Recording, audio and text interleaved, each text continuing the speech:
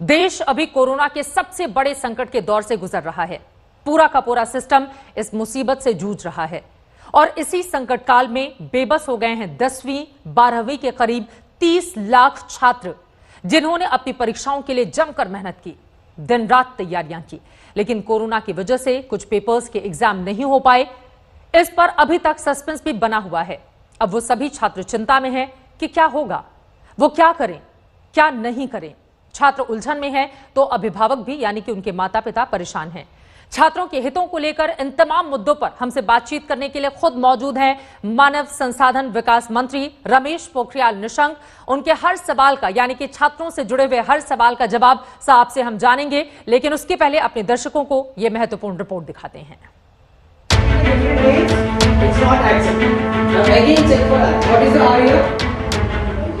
Corona का संक्रमण काल नहीं होता तो छात्र अभी रिजल्ट का जश्न मना रहे होते।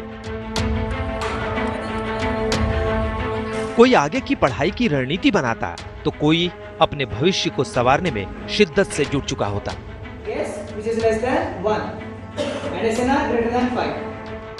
ये कोरोना संकट नहीं होता तो छात्र गर्मी की छुट्टियों की तैयारी कर रहे होते। स्कूल और अन्य शिक्षण संस्थान नए सेशन का वेलकम करने में जुटे होते। मई महीने की शुरुआत हो चुकी है। पिछले साल 2 मई को 12वीं के रिजल्ट आए थे और उसके 4 दिन बाद यानी 6 मई 2019 को 10वीं के रिजल्ट भी आ गए थे। लेकिन इस साल कोरोना ने सब कुछ रोक दिया है।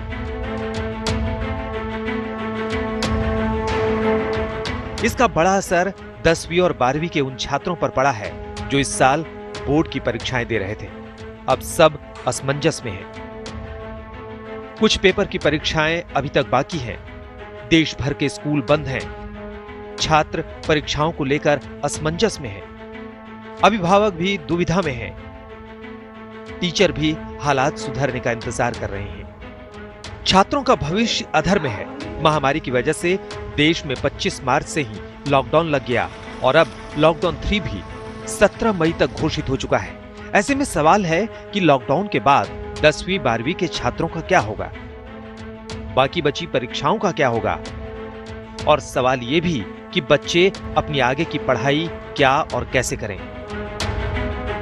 परीक्षाओं को लेकर तो खुद सीबीएसई भी असमंजस की स्थिति में है।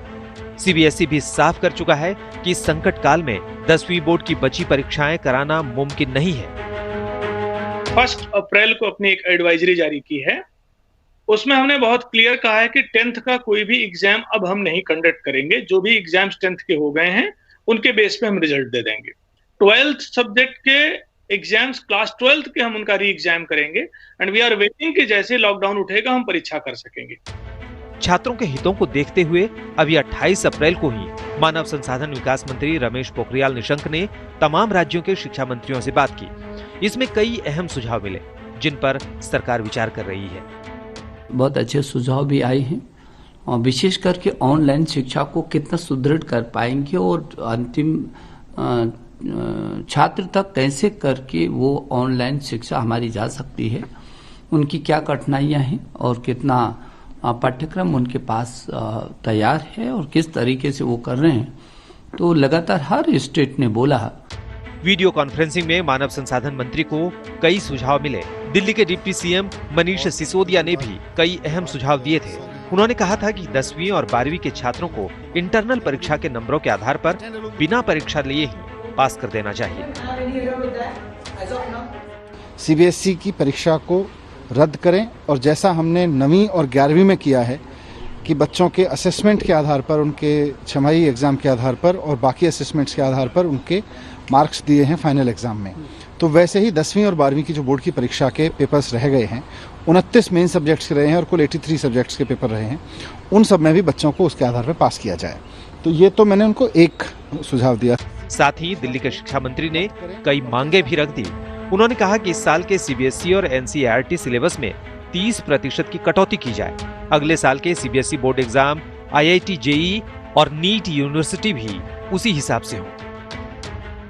जानकारी के मुताबिक 83 पेपर की परीक्षाएं नहीं हो पाई थी, लेकिन अब तैयारी है कि जो मुख्य रूप से 29 पेपर थे उन्हीं की परीक्षाएं ली जाएं।